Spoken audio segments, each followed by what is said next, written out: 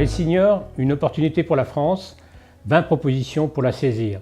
Un groupe de travail au sein de l'Académie est composé d'une dizaine de personnalités issues ou proches du monde des seniors, s'est réuni pendant un an pour étudier un petit peu ou pour analyser la situation des seniors et surtout la richesse qu'ils représentent dans la vie économique et sociale ou pour la vie économique et sociale, et surtout essayer d'accroître la visibilité de ces seniors vis-à-vis des acteurs socio-économiques. Donc les propositions qui ont été faites, une vingtaine, sont à l'adresse des entreprises, des collectivités territoriales, des pouvoirs publics, des associations, des grands groupes de caisses de retraite complémentaires. Les plus de 60 ans représentent aujourd'hui un quart de la population et cette population extrêmement importante aspire à rester vraiment dans la vie active, enfin en tout cas d'une certaine manière dans la vie active. Le passage ou le cheminement de vie en trois parties qui est représenté par l'éducation, le travail et la retraite, toutes ces barrières et cette trilogie maintenant perdent son sens. Les activités entre la formation et l'activité et la vie active et la retraite devient poreux.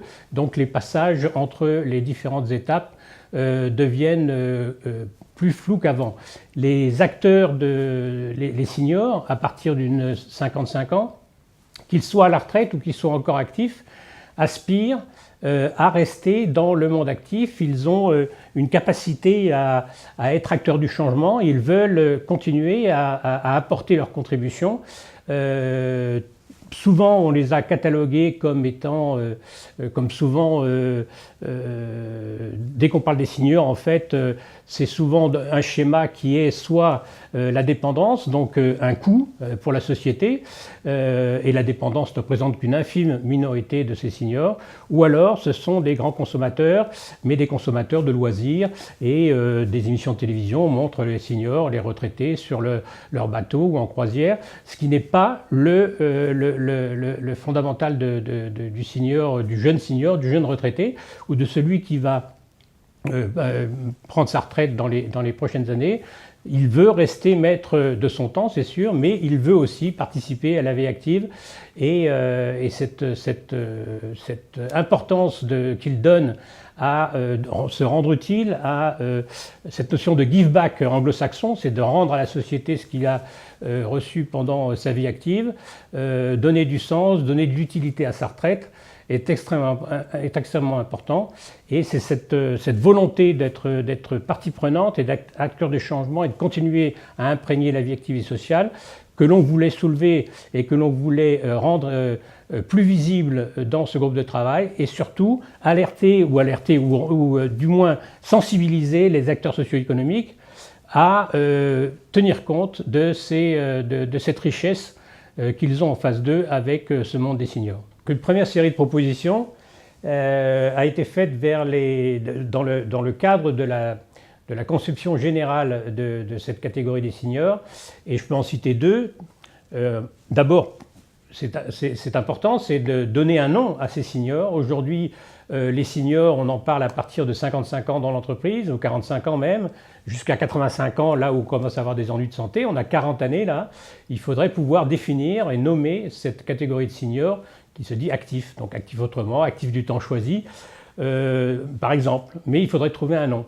Deuxième chose, c'est essayer de casser les barrières des âges qui existent en France et d'essayer de trouver dans tout ce qu'on fait, dans les projets, dans les produits, une conception universelle, c'est-à-dire ne pas faire des produits purement pour les seniors, ne pas faire des projets qui n'atteignent ou qui n'impliquent que les seniors, mais essayer de casser ces âges et de faire des projets, de faire des produits qui englobent la totalité des âges et qui fassent que cette mixité entre les âges se passe dans la vie économique et sociale. Maintenant, on va se tourner vers les acteurs socio-économiques, donc des exemples de propositions vers les collectivités territoriales.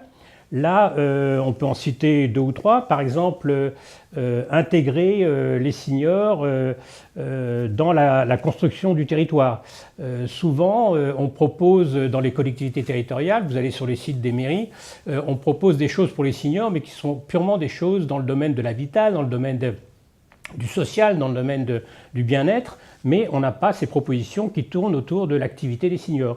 Donc, co-construire le territoire, impliquer les seniors dans des projets avec d'autres générations, encore une fois, ne pas stigmatiser l'âge et faire participer les seniors à tous les projets du territoire, ça c'est quelque chose qui nous semble important.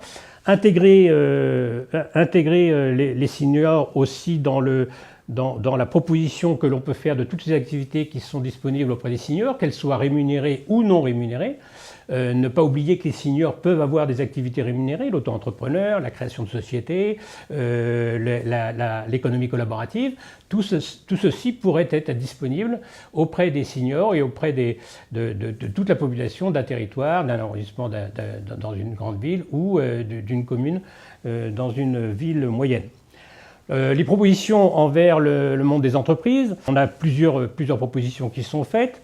D'abord, inciter les grandes entreprises ou même les moyennes à faire des séminaires ou des formations de transition de la vie active vers la retraite. Donc, essayer de sensibiliser et d'aider les salariés de l'entreprise à passer ce cap important qui est le passage à la retraite. Donc, faire des transitions vers une autre vie que la vie de salarié, ou peut-être les inciter à faire du mécénat de compétences pendant les dernières années de leur vie salariée, ou les inviter à faire des projets avec les nouveaux entrants dans la société ou dans l'entreprise, ou éventuellement de l'apprentissage, de la transmission de compétences, etc. Beaucoup d'entreprises font des sessions de préparation à la retraite, essayer de sensibiliser aussi les grands groupes à développer ce genre d'activité. Les propositions vis-à-vis des associations, là il s'agit simplement peut-être, parce que le bénévolat est extrêmement important chez les seniors, c'est d'essayer, et ils font partie de grandes associations ou d'associations moyennes, c'est d'essayer d'avoir une représentation nationale, plutôt que d'un lobby des seniors, mais d'une représentation au moins nationale, avec l'accord de toutes ces associations qui regroupent des bénévoles, d'essayer d'avoir une représentation du monde des seniors dans les associations.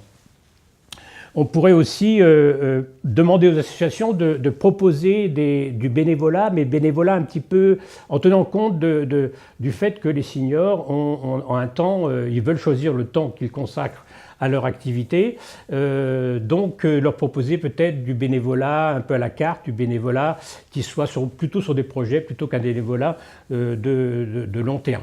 Voilà un petit peu pour les associations. Enfin, pour les caisses de retraite, plusieurs propositions, dont celle qui est de parfaire un petit peu et de continuer et d'intensifier les stages de préparation à la retraite, ou on pourrait appeler ça différemment, plutôt que de retraite, un passage vers un nouveau temps de vie. Deuxième chose, c'est que dans la plupart des grands groupes de caisses de retraite complémentaires, on a un directeur de l'action sociale. On pourrait avoir un pendant de ce directeur de l'action sociale qui serait un directeur de l'activité des retraités ou des retraités actifs et promouvoir cette activité des retraités. Voilà un petit peu tout un ensemble des exemples de propositions. Elles sont autour d'une vingtaine, 23 exactement. Et elles sont toutes destinées à sensibiliser encore une fois ces acteurs socio-économiques et à leur faire entrevoir cette richesse, cette opportunité que représentent les seniors, ces seniors qu'on pourrait appeler encore une fois actifs autrement ou actifs du temps choisi, mais qui représentent définitivement une énorme opportunité pour le pays.